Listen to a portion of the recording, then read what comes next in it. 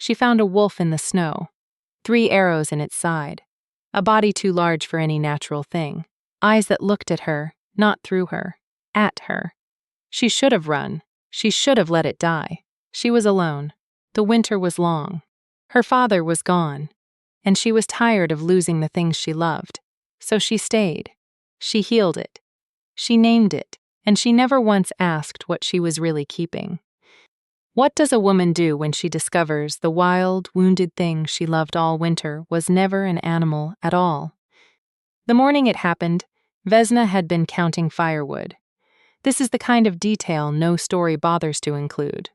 A woman alone in a snowbound holding, moving split logs from the outdoor stack to the covered lean-to, her breath coming in small white clouds, her hands already chapped by the second week of deep winter.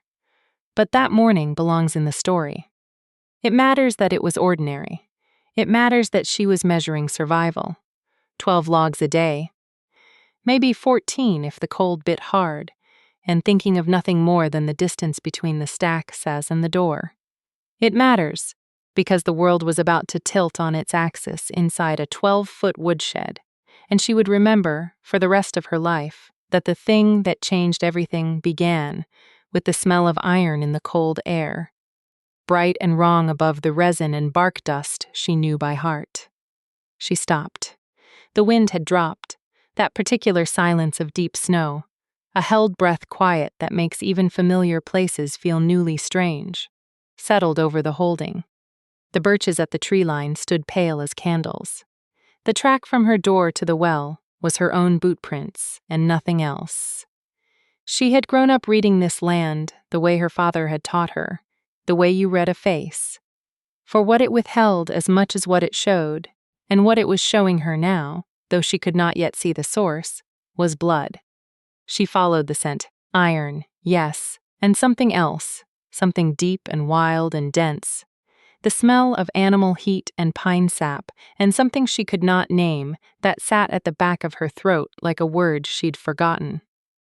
Around the corner of the woodshed, to the south-facing door she rarely used in winter because the drift always buried the latch.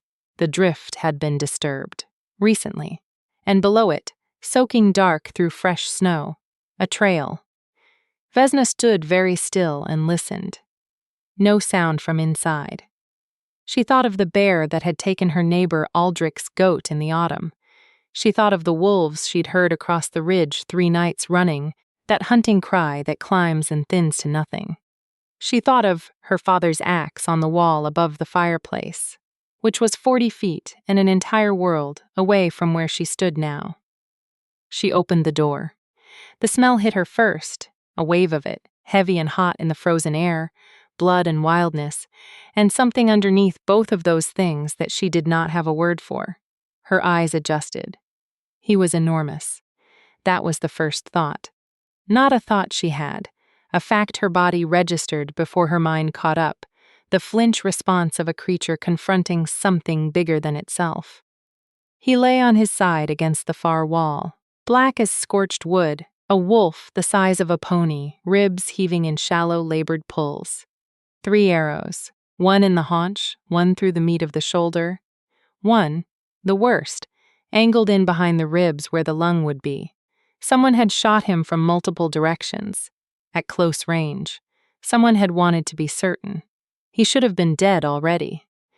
The shoulder wound alone had bled enough to fill a wash basin. She could see where the snow had drunk it up. Ruddy dark spreading wide beneath him, his breath rattled. Each exhale hung in the cold air a moment, and then dissolved. Then he opened his eyes, black. Not dark brown, not amber, not the flat reflective gold she knew from the wolves she'd watched at a distance all her life. Black, and aware in a way that stopped her hand on the doorframe. He was not looking at her the way a frightened animal looks at a threat. He was looking at her the way a person looks at another person when they are deciding whether to trust them with something they cannot afford to lose. She should have run. She stood in the doorway for what felt like a very long time, her body and her sense both screaming the reasonable thing. Close the door, get the axe, let nature take its course with whatever this was. he could not stand. He could barely breathe, and she had spent 6 months alone, and the last thing to look at her with that particular quality of seeing had been her father, on the last morning she had, when she'd brought him his tea, and he'd looked up from his chair with his eyes too bright, and said, "You look like your mother today," and she hadn't known to hold on to the moment because you never do. She got the axe. She brought it back with her. She set it within reach, and then she got down on her knees in the bloody snow beside a dying wolf the size of a small horse, and put her hand on his side, gentle, the way she'd learned to touch wounded things, without force, without announcement, just the warm weight of a palm saying, "I'm here. I'm not going to hurt you." And she felt the breath judder into him. He did not snap at her. He did not flinch. His massive head turned a fraction, just enough to bring her into his direct line of sight, and she found herself looking into those black eyes again and thinking, absurdly, "She understands me.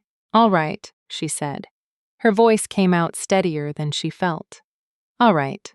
Let's see what we're dealing with." She left him once to get what she needed from the house. Linen strips, her jar of wound honey, the poultice she made from pine resin and dried yarrow, the small knife her father had given her for the precise and necessary work of removing arrowheads. She moved fast.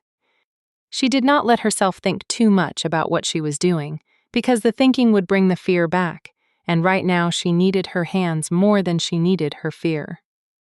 When she returned, he had not moved. His eyes tracked her from the door. "I'm going to hurt you," she told him, kneeling again. "The arrows have to come out. You know that, don't you?" She settled her weight, found her grip on the first shaft, the haunch wound, safest, and felt him tense under her hand. I know. Just breathe." She didn't know why she talked to wounded things. She had always done it. Her father had teased her gently about it, the robin with the broken wing, the neighbor's hound with the festered paw, the runt of Aldrich's last litter, who had fit in her 2-cupped hands and shouldn't have lived, but did because she'd spent a week, telling it in a low, steady voice that it was going to be fine. "You talk to them like they can understand," Tid, her father had said, not unkindly. Maybe they can, Tish'd told him. The first arrow came free. The wolf made no sound. Not a whimper, not a growl. But his whole body shuddered once, a long tremor that moved through him like a wave, and then stilled. She pressed the linen hard against the wound and held it and talked. She told him her name. She told him the holding's name. Millholt, named for the mill her grandfather had built and her father had buried. And she told him the winter was going to be long, but that he was going to see it through. She said it the way she'd have said it to the robin. She said it because it was easier than silence. The second arrow was worse. She felt it when the head caught on something inside, and she felt the moment she cleared it by the new bright rush of blood against her hands, and the single low sound the wolf made. Not quite a cry, not quite a moan, something between them that she felt in her sternum more than she heard it with her ears. She worked fast then, packed the wound, tied it, pressed, the third. The one behind the ribs, she looked at for a long time. It was in deep, angled badly, and she was not a healer in any formal sense. She was a woodcutter's daughter who had learned from her father's liniment-smelling hands and a battered book of remedies her mother had left behind. She was 26 years old and she was alone, and the wrong move here would kill him faster than the arrow was. "I'm not sure I can do this one without hurting you worse," she said, very quietly. "I need you to stay very still. Can you do that?" He looked at her. His breathing was ragged, thin, too fast. She did it anyway. It took a long time. The light through the shed's single high window shifted from white to gray to the particular blue of winter dusk before she tied off the last bandage and sat back on her heels and looked at what she'd done. He was still breathing. The wounds were packed and bound as well as she knew how to do. He was still losing blood, still in the grip of something that might take him anyway by morning. Infection, cold, the sheer violence of what had been done to him.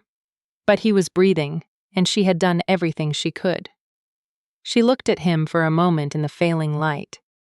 The notch in his left ear caught her eye. Old, well-healed, the neat V-cut of a previous wound, the kind of mark that meant he had survived things before. She thought, "This one has been hurt before and lived." "I'm going to build you a wall," she told him. "With the logs. It'll hold some of the heat in. I'll bring straw for the floor." She rose, her knees aching, her hands dark with cold, thick blood. "I'll come back in the morning. If you're still here, we'll figure out the next part." She walked back to the house. She cleaned her hands at the basin, the water turning rust red and then pink and then clear. She ate without tasting it. She sat by the fire and stared at the flames and did not think, she told herself, about the way those black eyes had watched her. Not with fear, not with animal wariness, but with something much harder to name. In the morning, he was still there. The days that followed moved in the slow rhythms of care. Vesna came to him twice each day in those first 2 weeks. Once at dawn, once before dark. Changing his dressings, checking the wounds for the heat of infection, coaxing broth into him from a ladle she had to hold for him, because he could not lift his head. He was too weak to resist her those first days. Too weak to do much more than breathe, and watch her with those black eyes that followed every movement, tracked her from door to wolf stack to kneeling beside him, with an attention she'd never felt from an animal before. She kept talking. She told him about her father. She hadn't been able to talk about her father yet, not to anyone, because anyone meant the village 3 leagues east, and she hadn't managed that trip since the funeral. Her father had been a quiet man with a big laugh and hands that smelled of pine resin even when he'd washed them twice, and he'd died in early autumn of the lung sickness that had taken old Merritt from the mill 2 years before. And he'd died in his chair by the fire at a reasonable hour of the morning with his tea gone cold beside him, and she was grateful for all of that, and it still felt like something had been scooped out of the center of her chest, and she couldn't quite catch her breath right. She told the wolf this. She told him in the low, steady voice she used for wounded things, sitting cross-legged in the straw a careful arm's length away, watching his breathing and his color both. "The worst part," she said one morning, about a week in, "is that he knew. The healer said he'd known for months. He just didn't tell me." She pulled a strand of straw apart without thinking about it. "I think he thought he was protecting me. He thought it would be worse if I had to watch it coming." She paused. "He was wrong about that. I would have wanted to know. I would have wanted time." The wolf looked at her. That was what it did. Looked at her. Not the flat, nervous scanning of prey or the single-minded attention of predator, but something she was struggling more and more to call anything other than listening. "You're a good listener," she told him. "Better than most people I know." She named him on the 9th day. She'd been resisting it. Naming things was a particular kind of attachment, and she knew it, had known it her whole life, had lost enough named things, the robin, the hound, her father, to understand the mathematics of it. But he needed to be called something. He had started cautiously to lift his head when she came in, and it felt wrong to have him lifting it toward nothing. "Shadow," she said, and even as she said it she felt the inadequacy of it. He wasn't shadowy. He was present, vivid, the most awake thing in any space he occupied. She looked at him. "No, that's not right." She thought for a moment. She thought of the old stories her father had told, the midwinter ones, the ones with the old gods in them, the wolf-headed one who kept the gates between the seasons. "Theron," she said experimentally. It wasn't a wolf's name. It was a king's name, or a god's. But his ears moved, both of them, the notched left and the whole right, a small rotation toward her. "Theron," she said again, and he put his chin on his paws and looked at her, and it was decided. She did not know, she could not have known, that she had just called him by his name. The 3rd week, the infection came. She'd expected it. One of the wounds, the shoulder, went hot and swollen 3 days after she'd started to feel cautiously hopeful. She found it at the morning visit, pressing gently along the bandage and feeling the hard heat beneath, and her stomach dropped. She sat back and looked at him and said quietly, "Well, we're not done yet." She lanced it. She sat with him through the fever that followed. And he ran one, a true fever, heat pouring off the massive body in waves she could feel from a foot away, his panting shallow and rapid. She sat with him through 2 nights of it, dozing against the log wall she'd built, waking whenever his breathing changed, laying cool, wet linen against his flank, even though she wasn't sure it helped, talking all the while in the low, continuous murmur she'd learned to make. Not quite words, not quite song, just the sound of presence. "I'm here. I'm here. Stay." On the second night, when the fever was highest, he moved for the first time with something like intention. Slow, labored, but purposeful, he shifted his head until it rested against her knee. Just that. The enormous head, heavy as a river stone, laying its weight against her and then going still. She sat very still herself for a moment.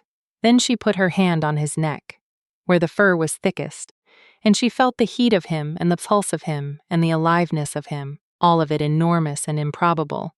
And she thought, "You stubborn thing, you are not going to die in my woodshed."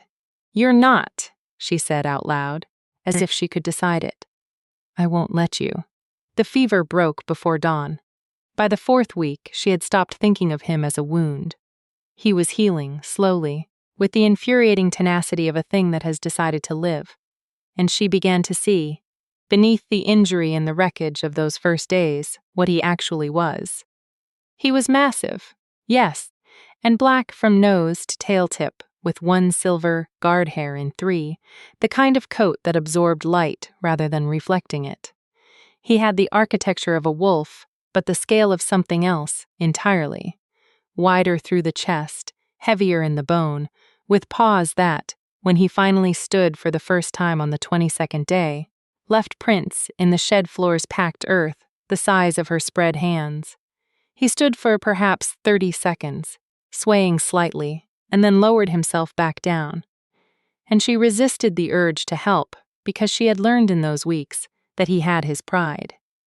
He did not behave like an animal. She'd been telling herself he did. She'd been filing away every strange thing, the listening, the head on her knee, the way he watched the window when the wind shifted, alert and scanning, warning her twice before she'd caught it herself that someone was crossing the logging road half a league away, under the category of wolf behavior, unusual but not impossible. She'd told herself she was projecting. She'd told herself she was lonely and grief-fogged and reading sentiment into a predator's face. Then came the morning she burned her hand. It was nothing. A careless moment at the fire, the flat of her palm on the rim of the cauldron, the fast bright pain and the hiss of breath. She dropped the pot, swore. The first time she'd sworn in weeks, alone as she was, and went to the basin to run cold water over it. She was mid-swear, mid-wince, when she became aware that something had changed in the shed outside. She went to the door. He was standing, all the way up, all 4 legs, swaying more than she'd have liked, but upright. His head turned toward the house, ears pitched forward at full attention. He had been lying down. He had heard her cry out from inside a closed house, across a snowbound yard, and he had gotten up. She walked back out to him. He didn't lie down again until she showed him her hand. She didn't know why she did it, the same way you might show an injury to a friend before thinking, and he dropped his nose to it, inhaled, and then looked up at her with an expression she had absolutely no framework for except the human one. "It's fine," she told him. "It's nothing." He lay down. She stood in the doorway and thought about the conversation she was having with a wolf. She thought about the way he tilted his head when she told him things about her father, and the way he went still and watchful when she mentioned the capital. The way she'd learned not to mention it because the mention made him tense across his whole body, the way a person tenses when you name a grief they're not ready for.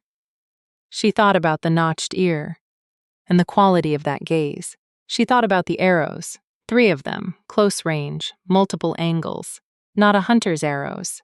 Execution arrows. She thought. What are you? She didn't ask him. She was afraid in some obscure way she didn't want to examine, of what asking might mean. As long as she didn't ask, she could go on in this enclosed world the two of them had made, the shed that smelled of straw and pine resin, and his dense wild warmth, the twice-daily visits, the talking. As long as she didn't ask, she could have this, whatever this was, this strange winter that was the loneliest and least lonely she had ever known. She went back inside and wrapped her hand and started the bread. Something was shifting. She noticed it first in the way he moved. By the 6th week, he was walking. Not well, not without the careful gait of something still healing, but walking, pacing the shed in the early mornings when she came.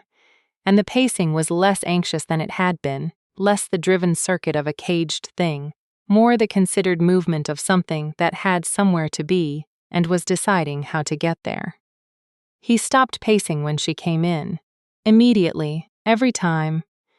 The way you stop what you're doing when the person you've been waiting for walks through the door. He started to watch the door before she reached it. She'd tested this, cautiously, varying her route through the yard, going silent on the last stretch, and still, every time, by the time she lifted the latch, he was already facing it. He knew her footsteps on snow. He knew her through a wooden wall. You're eerie, she told him one morning, and his ears moved in that small rotation she'd come to read as not quite amusement, but something adjacent to it. The left ear, the notched one, moved a fraction more than the right. She'd noticed that too. When something unsettled him, he went very still. When something amused him. If she was right, and she was increasingly sure she was right, the notched ear moved. She'd started watching for it the way you watch for a smile. She caught herself thinking about it on the walk back to the house, and stopped in the middle of the yard, the cold coming up through her boots, and stood there for a moment in the white morning silence. I am falling in love with a wolf. T, she thought, not the alarmed, sharp thought it should have been. More like, well, there it is. She'd sworn off loving things that left. She'd said it plainly, standing at her father's grave, the ground too frozen for the sexton to dig properly. And so they'd laid the stones over him instead, and she'd stood there in the iron-cold morning, with the handful of village people who'd come, and she'd thought, that's enough, no more of this. She wasn't made of stone, she knew that. She'd poured love into the wolf precisely because it was contained. A closed winter, a healing, an ending. He would get well. He would go. She would let him go. She was not going to be fooled into expecting permanence from a wild thing. But she stood in the yard in the cold morning light and felt the warmth of him across the distance between the house and the shed. Not the literal warmth, which was impossible, but whatever that other thing was, the pull of a presence she'd grown as dependent on as fire and bread. And she thought, too late. She was already in it. One evening, very late in the 7th week, she brought her mending to the shed. She'd started to do this, spending the last hour before dark in there, not for any tending purpose, but simply for the company of him. She told herself it was practical. She could do her mending anywhere, and the shed was drafty, but no colder than the house some nights. She brought the lamp and the mending basket and sat in the corner she'd cleared for herself. The straw there, pressed flat and warm from repeated sitting, and she worked by lamplight. And he lay 5 feet away and watched her. She was re-hemming her second-best skirt when the wind picked up outside, the kind that came down off the ridge and found every gap in the woodwork and came through cold and smelling of pine and far-off snow. She hunched her shoulders against it, the lamp flame bent and recovered. I don't know what I'm going to do when you leave, she said. She hadn't planned to say it.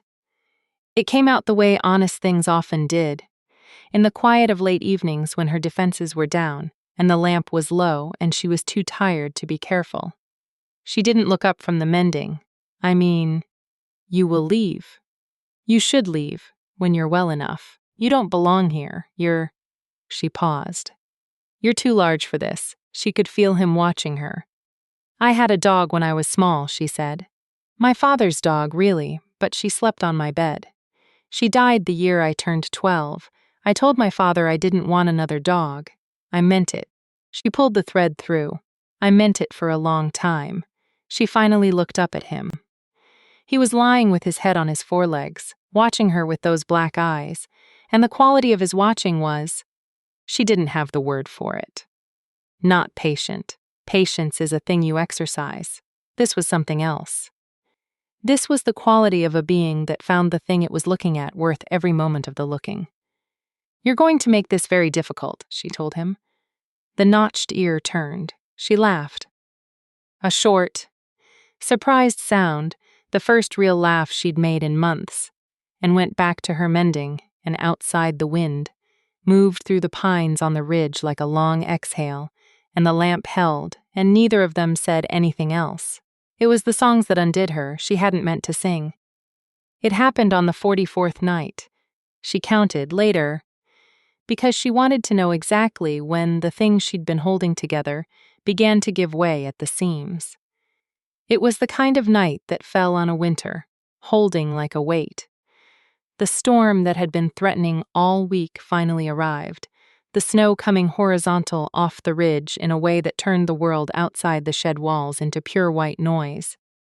The temperature dropping hard, and she'd come out in the last gray light to check the dressings, and then found herself unable to leave, the storm too thick and the shed warmer than it should have been, warm with the enormous heat of him. The pine and wildness smell of him banked around her like a kindled fire. She'd checked the dressings. She'd changed the linen on the shoulder wound. She'd sat down in her corner and listened to the storm and thought about her father, the way she thought about him most on bad weather nights, the ritual of it, his voice, his laugh, the specific weight of his hand on her shoulder. He used to sing on storm nights. Old songs, the kind passed down in the mouths of woodcutters and shepherds and the people who lived at the edges of things. Songs that had never been written down because the people who sang them couldn't write. Vesna knew them all. She'd known them before she knew words, knew them in the place in the chest where things live below language. She started to sing. She didn't know she was going to until the first line came out of her, quiet and unself-conscious as breathing. The wolf at the gate, the wolf at the door, the old one, the midwinter one. She'd forgotten she knew it and found it there, in her chest whole and intact, the way the best things stay. He doesn't want silver, he doesn't want more. Tea, he wants what you're holding, the warmth of your hand. He stands at your threshold and does not demand. She was looking at the storm-gray wall and not at him, and she was 3 verses in before she realized the shed had gone very, very still. Not the stillness of sleep, the stillness of held breath. She stopped. She looked at him. He was watching her with an expression that there was no other honest word for it. Hurt, not pain hurt. Something that lived deeper than pain. Something she recognized because she had worn it herself, had felt it in her own chest on the night she'd understood. Her father was really gone and not coming back, the expression of a being confronted with something beautiful that they cannot hold. She sat very still. "Theron," she said very softly. He blinked. Just once. The notched ear turned. "Are you all right?" He put his head down on his paws, slowly, the way a person lies down when they are carrying too much weight to stay upright. And she sat in the storm-warm shed, her throat too full for more songs, and she watched him breathe and thought about all the things she was not asking. The snow lay 3 feet deep around the holding by the time his wounds had finally closed. 2 months. She had stopped counting days sometime after the 7th week, moved instead by the rhythm of the healing. The gradual return of condition to his coat, the shoulder that had gone from hot and swollen to warm to cool to simply healed, or close to it. He could move without the cautious, pain-measured gait now. He moved through the shed with the natural economy of a healthy predator, and she caught herself watching the way he moved with an attention that had little to do with medical monitoring. He had begun to do something, these last 2 weeks, that she could not account for at all. In the mornings, when she came in with fresh water and whatever she was feeding him, she'd moved from broth to meat, real meat, whatever she could find in the cold store or on the short hunting treks she made in the early light. He would come to her, not bounding, not with the overeager energy of a kept dog, but with intent. He would walk to her and stand close enough that she could have reached out and touched him. And he would stay there while she arranged the food and the water. And sometimes, when she was slow or still, she would feel him press lightly against her leg, just for a moment. Just the warm weight of him, brief as a breath. She started letting herself touch him on purpose.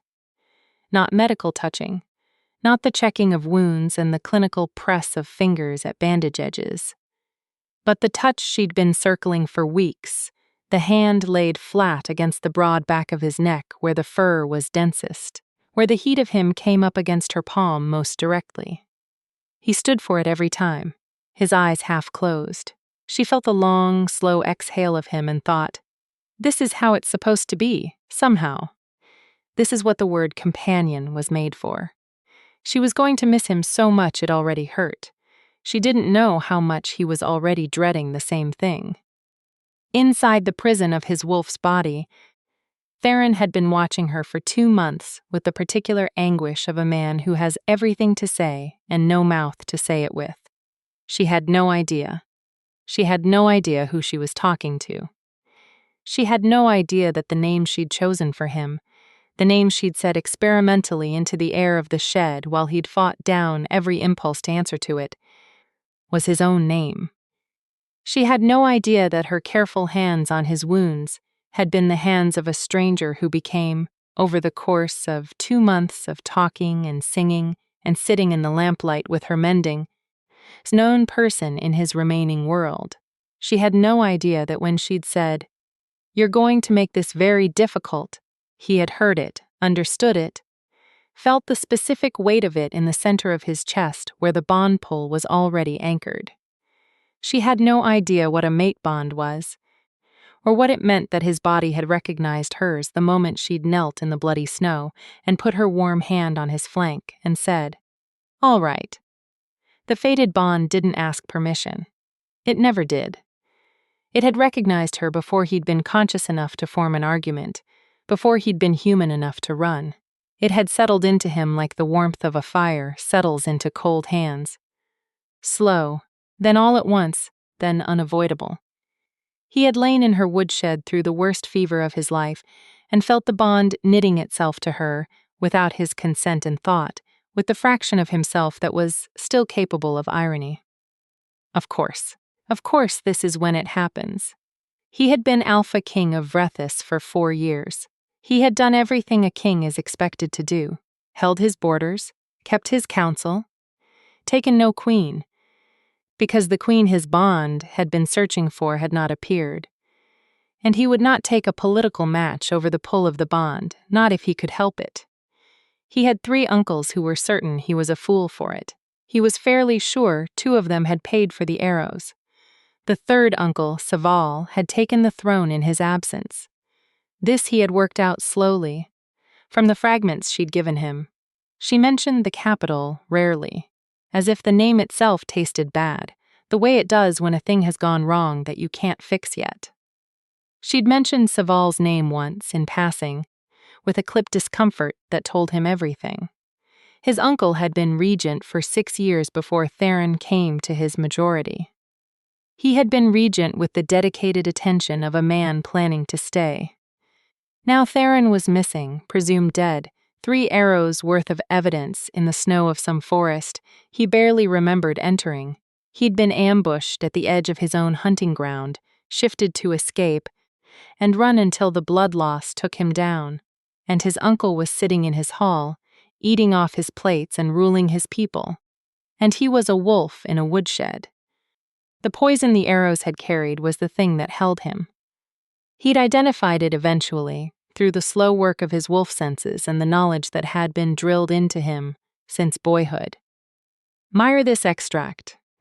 The extract of the black root vine that grew only in the lowland marshes south of the capital. Expensive. Specific. The kind of thing a man buys when he's very sure of what he wants to do. It suppressed the shift. Not permanently. Nothing did. The shift was too deeply braided into his blood for any poison to permanently cut, but long enough for dead to follow wounded, if things had gone according to plan. Things had not gone according to plan. She had happened. Vesna, alone at the forest's edge, with her warm hands and her talking, who had knelt in the blood and the cold, and chosen to stay when she should have run, who had taken his arrows out and sat with his fever, and named him after himself, who had sung to him on storm nights with a voice that reached into the part of him that was still human, still a king, still a man who had not been soft in front of anyone since his mother died when he was 11 years old, and made that part of him do something it had not done in 20 years. He had wept for her. In the dark, when she was back in the house, when he was alone in the shed with the storm outside and the warmth she'd left behind in the straw. He was not ashamed of it. He was a wolf, and she was becoming his person. This small, fierce woman who talked to everything she healed and fed him from a ladle, and trusted him with her grief in the lamplight, dark. She was becoming the center of a world that had been, until 2 months ago, entirely composed of the things a king owns and the things a king must do. He had to tell her, when he could, and he was afraid, the bone-deep, cold, sweet fear he hadn't felt since the ambush, since the arrows, of what she would do when she found out what he was. The shift came back on a Tuesday. She had no reason to notice. It was a Tuesday, specifically, except that she'd started marking the days again, a small notch in the doorframe of the shed with her belt knife, and Tuesday was the day. 10 weeks and 3 days into his stay, when she came in at dusk and found the shed empty. Her heart went cold. She stood in the doorway with the lamp raised and the blood draining from her face and thought, gone. He left. The kind of gone that was clean, no tracks, no evidence, just an empty shed, and the dent in the straw where he'd lain so long the shape of him had become part of the floor. She had known this was coming. She had been preparing for this. She had told herself very clearly, many times, that it was good. It was right. It was what she'd wanted for him from the beginning. She was not prepared. She pressed her hand against the doorframe and breathed, and told herself not to be a fool. Then she heard movement in the back corner, the dark corner behind the stacked logs, where she'd never bothered to clear the space, and the lamp caught on something pale, and she thought for one dizzy moment that something else had come in, some stranger, Vesna, her name, in a voice she had never heard before, low and rough from disuse, with the precise quality of a voice coming back to itself after a long time away. A human voice, a Sans voice. She raised the lamp. He was crouched in the corner with his arms around his knees, enormous and pale, in the lamplight, black-haired and dark-eyed, and wearing nothing at all, because there was nothing for him to wear, and there was a scar through his left eyebrow from some old violence. And he had the proportions of someone who had been made on a larger scale than ordinary people. And he was looking at her with the black eyes she knew. She knew those eyes. She had looked into those eyes every day for 10 weeks. "The poison," he said, and his voice was scraping itself back from nothings, a voice finding its edges. "There was a poison in the arrows. It held me. I couldn't." He stopped. He looked at her. "You said your name the first day, the first morning. I've known it since then." Vesna did not move. She stood in the doorway with the lamp raised, and the cold coming in behind her, and she looked at the man in the corner, the man with her wolf's eyes, with the notch scar in his ear that matched the notch scar in the wolf's ear, the old healed V of it just visible in his dark hair, and she did the mathematics of 2 months, everything tender she had said. Every honest thing, every grief-steeped word, every late-night truth she'd offered into the dark of the shed, thinking. She was giving it to an animal who understood better than most people, but would carry none of it beyond this winter. The night she'd said she didn't know what she'd do when he left. The night she'd said she'd sworn off loving things that leave. The songs, the songs. She was aware of her own breathing. In, out. The cold at her back and the lamplight at her face and the man in the corner looking at her with something in his expression that was equal parts braced and raw. "You heard everything," she said. "Yes." The lamp shook. She realized her hand was shaking. She set the lamp down on the log wall very carefully, the way you set down something fragile when you don't trust yourself not to drop it. "Everything," she said again. It wasn't a question. She was placing it the way you press on a bruise to find its edges. Yes. A long moment. She looked at him. He looked at her and did not look away and did not. She registered this, filed it alongside everything else. Attempt to defend himself or explain or diminish it. He simply held it, the weight of it, the full 2 months of it, held it without flinching. "Who are you?" she asked. He was quiet for a moment. Then, "My name is Theron Vreth." He paused. He seemed to be weighing something. I was, the Alpha King of Vrethus." Another long silence. "Was," she said. "My uncle took the throne when I disappeared. He's the reason for the arrows." His voice was steadying now, finding its register. "I've been presumed dead for 2.5 months. She looked at him for a long time. "You need clothes," she said. It wasn't what either of them expected her to say. She saw something move across his face. Surprise, and beneath it, the quick suppression of what might have been a laugh. The first one, the careful kind. The notch in his ear moved. Of course the notch in his ear moved. It was the same ear, the same scar, the same him. She turned around and went back to the house to find him something to wear. She gave him her father's clothes. It felt right, in some way she didn't examine. Her father had been a large man, not as large as Theron, whose shoulders strained the seams of the best shirt she found. But the breeches and the wool tunic and the heavy winter coat were close enough to serve. She brought them back to the shed along with her father's boots, which fit well enough, and a blanket, and the heel of the bread from supper. He dressed in the corner while she stood with her back to him and stared at the wall. She could hear him, the rustle of cloth and the quiet effort of it. He was still healing, she reminded herself, still weak from 2 months of wolf form recovery, still on the far side of what she'd been watching him come back from. That reality kept her anchored.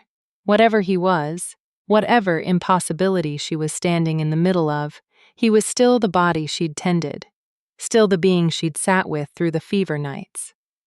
That didn't change. "You can turn around," he said. She turned around.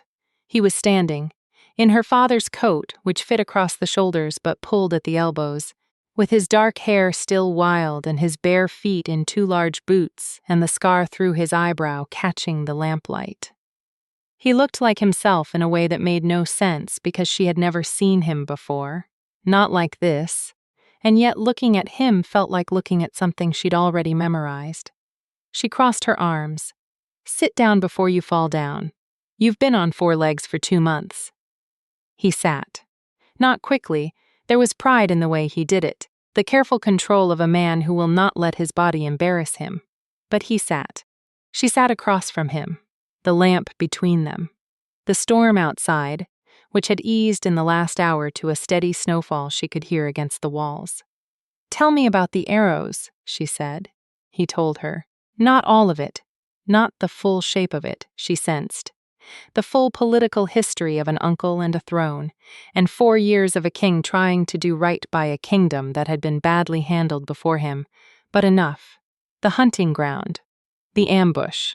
The Myrdis poison in the arrowheads, expensive and specific. The shift suppressed, the blood loss, the running, the going down, her woodshed. "I didn't know where I was," he said. "I didn't know whose land this was. I just went down, and then there were hands on me and a voice." He paused. "Your voice."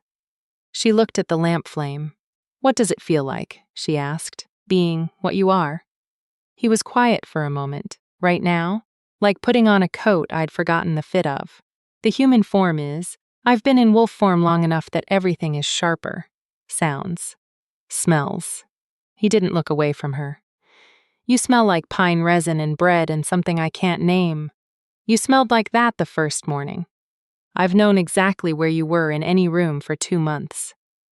She felt the heat of that, in her face, her hands. That's. She stopped. Unsettling, he offered. I was going to say invasive. That too. The not quite law again held carefully, like something new and slightly suspect. She found her own mouth doing something she hadn't asked it to. The king who was my wolf is sitting in my dead father's coat, she said, mostly to herself. Yes. Eating my bread. Yes. In my woodshed. Yes. She looked at him. I sang to you. Something changed in his face. Not the laugh this time. Something quieter and deeper and less careful. You did, he said. The midwinter song. The wolf at the gate. 3 verses, he said quietly. You stopped before the last one. You used to sing it to your father at midwinter. He taught it to you when you said you were 5. You said you could hear it in his voice even now. The particular way he held the 3rd line. She pressed her lips together. I heard every word, he said, not as an apology. Just as a fact he was laying down between them, carefully, like a blade set flat on a table. I know I don't have the right to. I know this changes what it was, what you thought it was. I'm not going to pretend it doesn't. A long silence. She uncrossed her arms, folded her hands in her lap. She had the sensation, not unpleasant, of standing on ice that might hold or might not, and choosing to take the next step anyway. Is the bond real? She asked. She'd heard of the shifter bonds. Everyone in the borderlands had, the old stories her father had told alongside the midwinter songs. The fated mate bond that ran between shifters and their chosen. She'd thought it was a story. Is that what's happening? He didn't answer immediately. When he spoke, his voice was very careful. The bond runs one direction until it's accepted by both, he said. I can feel it, you can't yet, or not fully. Not unless, he stopped. Unless what? Unless you choose to. She sat with that. The storm pressed against the walls. The lamp held. You should eat, she said finally, and then you should sleep. You need actual rest, human form rest. You can have the house. The shed is too cold for a human being. He looked at her. You don't have to. You'll freeze, she said, plain and practical. It's below nothing out there, and you've been running a fever for half of the last 10 weeks. You're staying in the house. A pause. All right, he said. Something in the way he said it. Quiet, careful, slightly undone. She picked up the lamp and stood. Come on then. Slowly. Give me your arm. He took her hand instead. She felt the whole length of him, the warm, solid weight of his grip, the shift of him from Wolf's warmth to this. And she did not pull away, and they walked back to the house through the snowfall, and neither of them said anything more. The days that followed were strange and delicate, and she found herself returning to this word, turning it like a stone. Necessary. She gave him the bed. She took the settle by the fire. She told herself this was medical logic. He was still healing. He needed the warmth. And ignored the small voice that told her she'd given him her father's bed because she was putting him, already, in the category of people worth giving things to. He didn't argue. He took the bed with the same careful grace with which he'd taken the clothes, the bread, the arm. With the quality of a man who understood the difference between what was offered freely and what was endured, and who would not insult the offering by refusing it. In the mornings she was aware of him in a new and entirely different way. She had been aware of him for 10 weeks, the warm weight of him across the yard, the pull of his presence at the twice-daily visits. This was different. This was the awareness of another person in her father's house, the sound of breathing in the next room, the smell of him, which was still the same, still that dense, wild warmth, underneath everything that made her throat do the complicated thing it had been doing since the 4th week. She was aware of him the way you become aware of a piece of furniture you've rearranged. Suddenly, the room makes more sense than it did before. He was quiet. More so than she'd expected, given what she'd imagined of kings. She'd imagined kings as loud, all command and demand, and he was not that. He spoke when he had something to say. He did not fill silence for the sake of it. He sat at her father's table and ate what she put in front of him without comment or complaint. And when she found him at the window in the early morning, looking out at the snow-closed world, he looked the same as when she'd found him lying in the straw, present, contained, and quietly devastated. "What are you thinking about?" she asked. One such morning, she hadn't planned to ask. It came out with the ease of all the things she'd been saying into the warm dark of the shed, in the habit of honesty she'd formed when she thought she was talking to a wolf. He turned from the window. "My people," he said, simply. "What my absence has cost them." She poured the tea. "Is your uncle cruel?" "Not in the obvious way. He's careful. He keeps order." He sat at the table. "He'll keep them fed and cold and managed, and they'll be worse off for it in ways they won't be able to name for 20 years. She set his cup down. She thought about that. "Then you have to go back." "Yes." "When you're well enough." "Yes." She sat down across from him. The morning light was flat and white through the window. She could see the fine lines around his eyes. Not old, not many, but there, the marks of someone who had been worried for a long time. And the scar through his eyebrow, and the way he held the cup with both hands, careful and warming. "What will you do about your uncle?" she asked. "Challenge him, formally, pack law." He paused. "He can counter-challenge if he thinks he'll win the dominance trial. He won't. He was never strong enough for that. That's why he used arrows." "Will there be fighting?" "Some. Less than you'd think. The court has been waiting. I have allies who've been trying to find me." He looked at her. "Bryn is one of his trackers. I've caught the scent twice on the logging road north of here. She's been searching this area for weeks." Vesna's hands went still on her cup. "She's close," she said. "Close enough that we don't have long." She looked at him. He looked back with those eyes she'd been looking into for 2 months, and the thing between them, the thing she'd been walking around the edge of, careful as ice, pulled taut. "I need to tell you something," he said, "about the bond, about what it means." He set his cup down. "A fated mate bond doesn't compel. I want to be clear about that. Whatever you feel, whatever you felt, it's yours. It doesn't belong to the bond, or to what I am, or to anything I did. I need you to know that because—" He stopped. Something moved across his face. "Because everything you told me in that shed was given freely, and I will not have you doubt it." She was quiet for a long time. "Theron," she said, and his name in her mouth had the same quality it had always had, the name she'd chosen without knowing, the name she'd given him back. "Yes, I know what I feel," she said. "I've known for weeks." She looked at her cup. "I just wasn't sure it was. I thought it was the wolf I was feeling it about. It's the same person. I know that now." Another silence. Longer. Warmer. "When Bryn comes," she said, "we'll deal with it then." She rose and went to the fire to add a log. "Today I'm making soup. You can help me cut the root vegetables if your hands are up to it." She looked back at him over her shoulder. "Can you cook?" He blinked. That particular blink she'd catalogued from 10 weeks of watching, the one that preceded the almost law. "I am a king," he said. "That doesn't answer my question." The notch in his ear, the scar. She corrected herself. The old scar that matched the notch she'd memorized was visible at the edge of his hairline. She watched it, the force of habit. "No," he admitted. "I cannot cook." "Then I'll teach you," she said. "Sit." Bryn came on the 58th morning. Vesna saw her first, a figure on the logging road, moving through the tree line at the particular deliberate pace of someone tracking rather than traveling, pausing at intervals to read the snow. She was small and precise, wrapped in a heavy cloak the color of pine bark, and she was good enough that Vesna, who had been reading this land her whole life, felt a thread of cold respect beneath the fear. She went inside. "She's here," she said to Theron, who was standing before she finished the sentence. He moved to the window. Looked.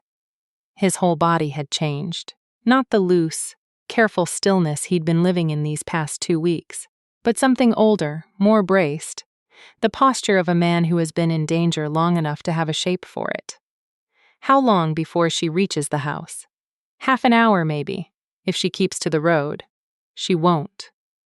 He stepped back from the window. "I need to be outside." "Absolutely not, Vesna." His voice, quiet and direct. "If she finds me here in your house, everything you've done is forfeit. Everything. They'll call you a traitor for sheltering me. I won't allow that." "You won't." "No," he said it gently, but it was the full weight of a king behind it, and she felt it land. "I won't allow that. Let me face her. I'm not at full strength, but You're 2 weeks out of wolf form after 10 weeks of poisoned suppression," she said. "If she shifts you, she won't shift. Bryn doesn't shift when she can avoid it. It's why my uncle uses her. She's one of his, she follows orders, He stopped. Something moved in his expression. "She has 3 children," he said. "I know because I signed the addition of their names to the pack record 4 years ago. She took this contract to feed them." Vesna looked at him. "Go to the door," he said. "When she comes, let me talk." She stood in the middle of her father's kitchen, with the winter cold coming through the gap at the base of the door, and a king in her father's coat and a tracker 40 minutes away, and she thought, "This is the thing. This is the moment where it tips."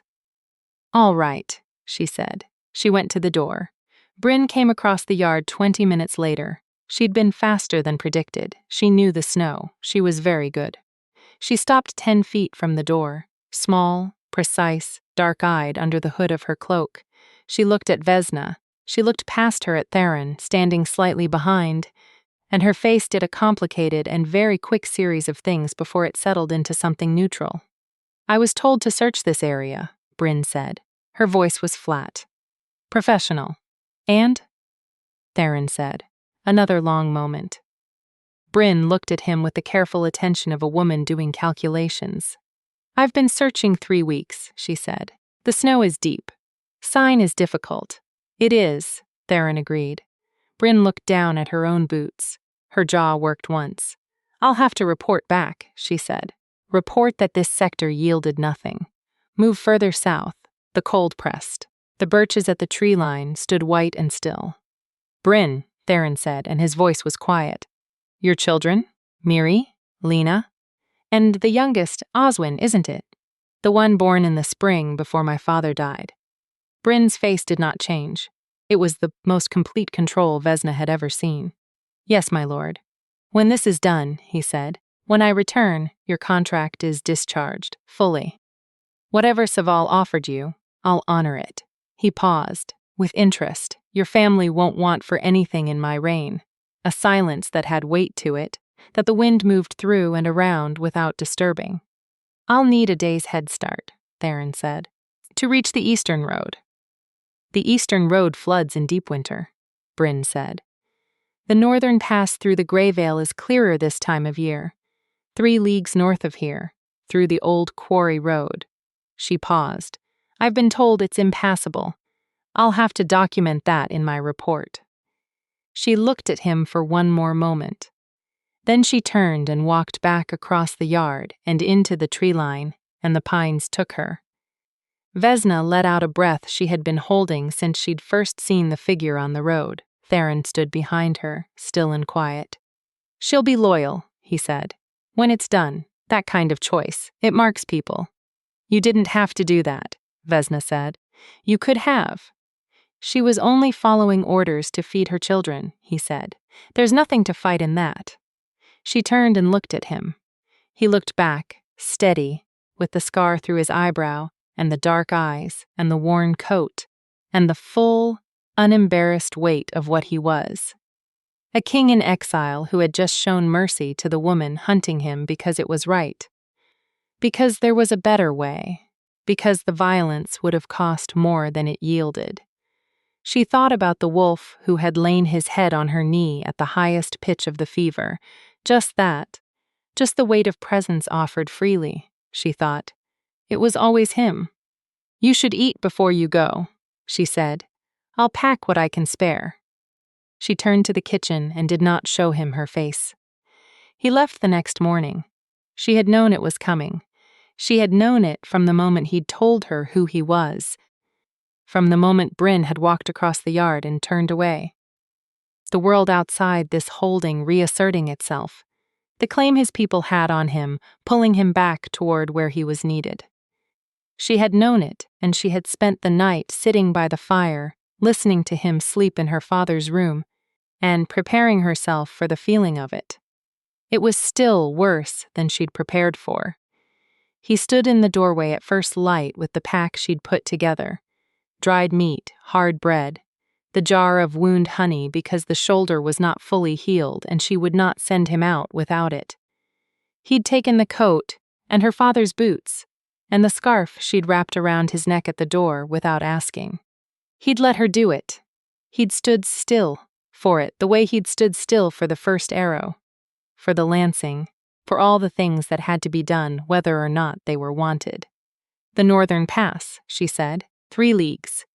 "Don't rush the last mile before the quarry road. The ice on the stones is deceptive." "I know," he said, "and the shoulder. Keep it wrapped. Change the linen every. Vesna." She stopped. He was looking at her.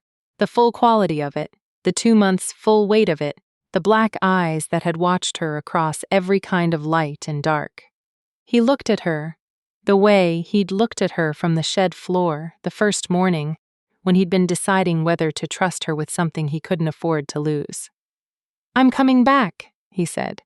She held the door. "You don't. I know I don't have to," he said. "I'm coming back anyway, when it's done. When Saval has been answered for and the throne is settled." He paused. "I want to come back here, to ask you something, if you'll let me ask it." She looked at him for a long moment in the gray first light, the snow quiet around them, the birches at the tree line pale and still. "Ask it now," she said. Something in his face shifted. "I can't. Not yet. Not like this." He looked down at the pack in his hands, her father's coat, the borrowed boots. "Not when I'm asking with nothing to offer." "You have things to offer," she said, and meant it plainly. He looked up. "Go," she said. "Come back when it's done." She let go of the door. "I'll be here." He took a step toward her, and then stopped himself, the control of it visible, the effort it cost. A man holding himself still because the right thing required it. He reached out and touched her face. One hand, the back of 2 fingers against her cheek, brief as a breath. And she felt it everywhere, a wave of warmth that had nothing to do with temperature. "I know the songs," he said quietly, close enough that she felt the words as much as heard them. "All 3 verses. And the last one." She pressed her lips together. He stepped back. He picked up his pack. He turned and walked north through the snow, and she watched him until the tree line took him, and then she stood in the open doorway a moment longer and breathed, and felt the holding hold her back. The winter finished out in silence. She told herself she was fine. She was fine. She had been alone before and she had been fine. She cleaned the shed. She stood in it for a very long time on the first day, in the dent of straw where he'd lain and she'd knelt so many times, breathing in the last ghost of his smell, that dense wild warmth already fading back into pine and cold air. And she cleaned it, changed the straw, moved the log wall she'd built back into the wood stack. She closed the south-facing door. She did not bolt it. In the evenings she sat by the fire, and she thought about the things she had said in the dark of that shed, the things she had given away without knowing who she was giving them to. She thought about the word, heard. She thought about what it meant to be fully known by a person before you'd thought to guard yourself. She thought about his face at the door, the back of his fingers on her cheek. "I know the songs." She thought she should probably be more frightened by all of it. The king, the throne, the war he was walking back into. the size of what was on the other side of whatever she was standing at the edge of. She was a woodcutter's daughter who had lived her whole life at the forest's edge, who had never been to the capital, who owned 14 acres and a woodshed and her father's coat rack. But she had also spent 10 weeks talking to a wolf that turned out to be a king, and had learned in those 10 weeks something very specific about herself. That the measure of a person was not the size of what they could offer, but the quality of what they gave. She had given everything she had to a wolf she thought would leave. She had nothing to fear from the giving now. She took the word hope back out of the drawer where she'd put it at her father's grave. She dusted it off, turned it over, set it on the mantel where she could see it. Spring came the way it always did, suddenly. A morning when the air had a different edge to it, less brittle. The snow pulling back from the south-facing slopes first. The birches letting go of winter like a long breath. Vesna split firewood in the yard in the loosened cold, the work keeping her warm, and listened to the first bird, back in the pines. Just one, not yet a chorus, a single sustained note that said, "I'm here, I'm here. I'm here," and felt something in her chest that was not quite sadness and not quite joy, and was precisely what it felt like to be in the middle of waiting. She heard horses on the logging road 10 days into the thaw. She set down the axe and waited. He came alone. He had left alone, and he returned the same, and she noticed that first, the choice in it, and she understood it. He was on a horse she didn't know. Not a showy animal. A strong brown riding horse with good legs. And he was wearing clothes that fit, finally, a dark riding coat with the collar turned up. And he had cut his hair, a little, enough that the scar through his eyebrow was visible from 20 feet. He stopped at the edge of the yard.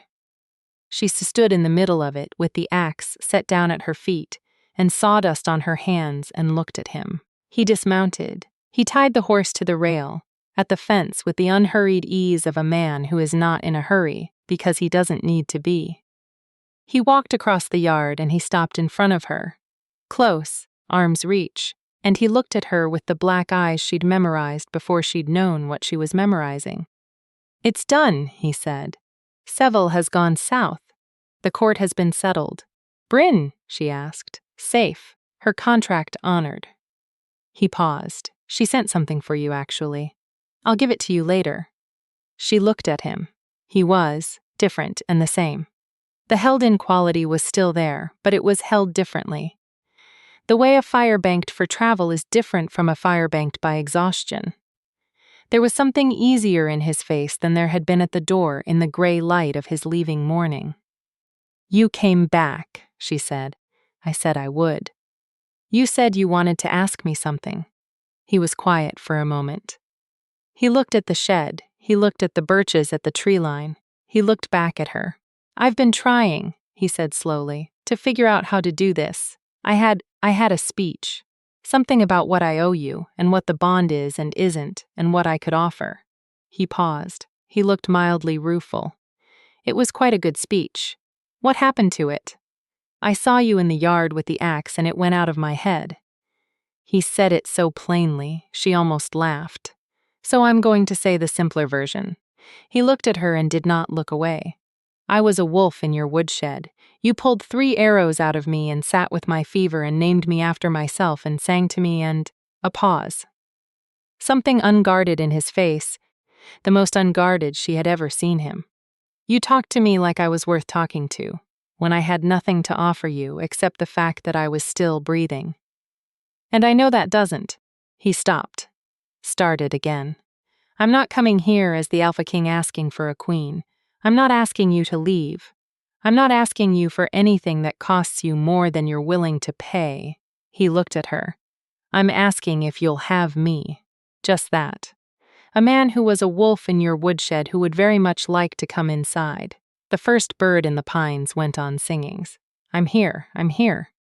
She looked at him for a long moment, at the scar and the eyes, and her father's coat, which he had kept, she now saw, had brought it with him, the old brown wool folded behind his saddle. She looked at the man who had lain his head on her knee in the dark of a fever. who had spared the woman hunting him because it was right, who had come back alone and on a plain horse and with no speech at all. The last verse, she said. He was still. What? The song, the wolf at the gate. She held his gaze. You said you knew the last verse. Something in his face opened up. The notch in his ear, the scar she'd loved since the beginning, moved. He sang it. She had not known what his voice was like, as a man's voice, singing. She found out now. It was lower than she'd imagined, and it held the melody the way her father had held it. Not precisely, not performed, but with the quality of something learned in the body rather than the mind. The last verse of The Wolf at the Gate, the one she'd left unsung in the shed, because she hadn't trusted herself to finish it without weeping. The one that said, "So open the door, let the cold follow through. Let the wolf in the dark bring his longing to you. What's kept in the dark can't go hungry for long. The wolf at the gate was yours all along." She stood in the thawing yard in the early spring light and felt something settle in her chest, the way a key settles in a lock, the way weight settles when it finally finds its resting place. The feeling she'd been circling for months, the one she'd kept just inside the door, she wasn't quite willing to open all the way. "I'll have you," she said, plainly, the way she'd learned to be honest in the dark with a wolf who could hear everything. On one condition. He waited. "You learn to cook," she said. "I'm not feeding a king for the rest of my life on my own." The laugh came out of him fully this time, not the held, careful, almost law of the shed and the kitchen, but the real one, the one that was too big for carefulness, the one that changed his whole face, and probably, she thought, could have been heard at the tree line. It was a good laugh, the kind that made a room larger. She walked to him. He opened his arms and she stepped in and felt the full warmth of him, the same warmth she'd knelt beside in the bloody snow on a cold morning when she should have run, the same warmth she'd sat beside through fever nights, the same warmth she'd carried in her chest every day since he'd walked north into the tree line.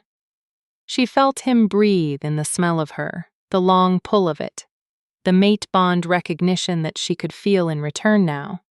Fully, not forced, not compelled, but hers, a thing she could reach for that reached back. They stood in the yard in the early spring cold while the first bird sang its one returning note and the snow ran thin and silver in the tree line. "The shed," he said, into the top of her head. "I kept thinking about the shed." "I know," she said.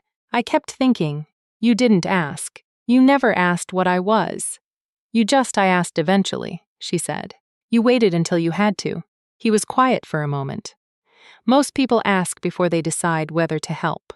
You helped and then asked." Another moment. "I've been a king for 4 years. I don't know if anyone has ever done that." She pulled back far enough to look up at him, at the scar and the eyes and the rueful, unguarded face of a man who had not expected to be treated gently, and had been, and was still slightly getting used to it. "You had a notch in your ear," she said. "It made you look like you'd survived things. I trust things that have already survived something." He looked at her. "Besides," she said, "you looked at me like you knew what I was saying. I couldn't let that go to waste." He touched her face, not the careful back of fingers of the leaving morning, but his whole hand, warm and real and certain, his thumb against her cheekbone. "You talked to me like I was worth talking to," he said again, quietly, the way you say the sentence you've been carrying for months. "You were," she said. "You are." The bird in the pines went on. The snow went on melting.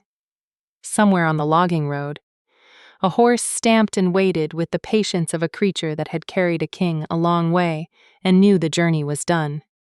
Vesna took Theron's hand from her face and held it in both of hers. She felt the shape of it, the calluses and the warmth and the particular way his fingers closed around hers, careful and certain at once. "Come inside," she said. "I'll show you the root vegetables." And she pulled him gently toward the door. There are stories that earn their endings. Not every story does. Not every wound heals clean. Not every long winter gives way to something worth waiting for. But some do. Some stories know what they're about from the very first morning. From the moment a woman with cold hands and a warm voice knelt in bloody snow beside a dying thing and chose to stay. What a woman does. What any of us does. When we love something we think cannot leave us, is we show it the truest version of ourselves. The undefended version. The one we keep hidden from the people we're afraid of losing. That's the thing about the wild creature you think can't hear you. It hears everything. It was always listening. And when it turns out to be a man, your man, the one your heart picked before you had a name to put to him, all those true things, all those late-night unguarded words, they don't become dangerous. They become the foundation. They become the way he finds his way home. Thank you so much for being here for this story. If Vesna and Theron found their way into your heart the way they found their way into mine, stay close. There are more stories waiting for you here. Stories of bonds that couldn't be broken and love that arrived in the most impossible forms. Come back. There will always be a fire on.